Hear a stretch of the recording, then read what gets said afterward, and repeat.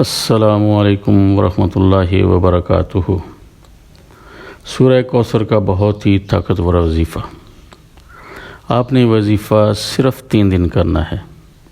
صرف 3 دنوں کے اندر آپ کی جو بھی بڑی سے بڑی حاجت ہوگی، جس بھی مقصد کے لیے آپ اس وظیفے کو پڑھیں گے، آپ کا وہ مقصد انشاءاللہ تعالی 3 دنوں کے اندر پورا ہو جائے گا۔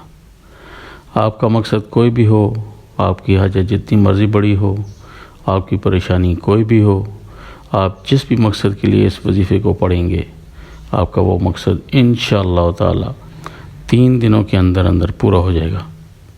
آپ نے یہ وظیفہ جمعرات، جمعہ اور ہفتہ ان 3 دنوں میں کرنا ہے۔ انشاءاللہ یہ وظیفہ کرنے سے آپ کی ہر حاجت، آپ کی بڑی سے بڑی پریشانی ختم ہو جائے گی۔ آپ چاہے یہ وظیفہ اپنی شادی کے لیے کر رہے ہیں، آپ کو اس میں بھی کامیابی ملے گی۔ آپ بے روزگار ہیں، آپ کو کوئی کام نہیں مل رہا ہے، آپ اس کے لیے بھی وظیفہ کر سکتے ہیں۔ آپ کے دشمن ہیں، ان سے چھٹکارا پانے کے لیے بھی آپ یہ وظیفہ کر سکتے ہیں۔ کسی کے دل میں آپ اپنی محبت پیدا کرنا چاہتے ہیں تو اس عمل کے لیے بھی آپ یہ وظیفہ کر سکتے ہیں۔ آپ کی کوئی بھی حاجت ہو، کوئی بھی مقصد ہو، آپ اس وظیفے کے ذریعے اپنا مقصد پورا کر سکتے ہیں۔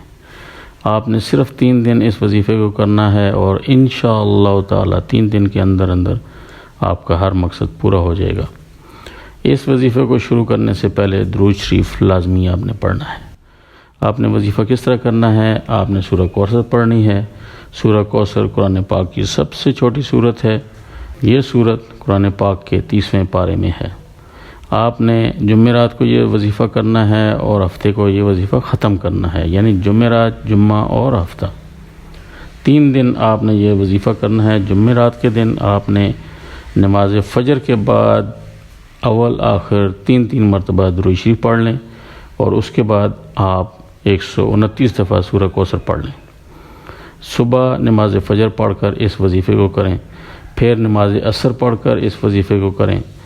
پہلے آپ نے درود شریف پڑھ لینا ہے، یعنی اول آخر درود شریف 3 مرتبہ، پھر درمیان میں 129 دفعہ سورہ کوثر پڑھنی ہے۔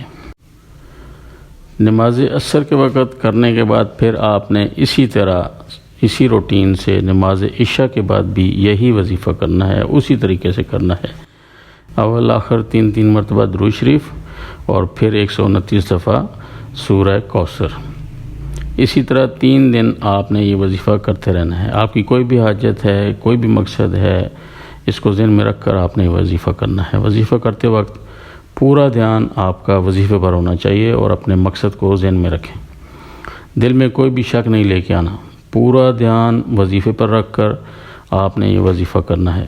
انشاءاللہ تعالی اس وظیفے کو کرنے کے بعد آپ کی اللہ تعالیٰ سے مانگی ہر دعا قبول ہوگی۔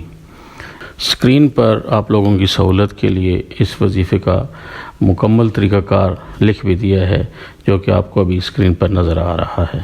جو ذہن میں ایک بات آپ کو بہت ضروری رکھنی ہے، وہ ہے کہ وظائف کے اثر انداز ہونے کے لیے آپ کا پنجگانہ باجماعت نمازی ہونا اور حلال روزی کا ہونا بہت ضروری ہے۔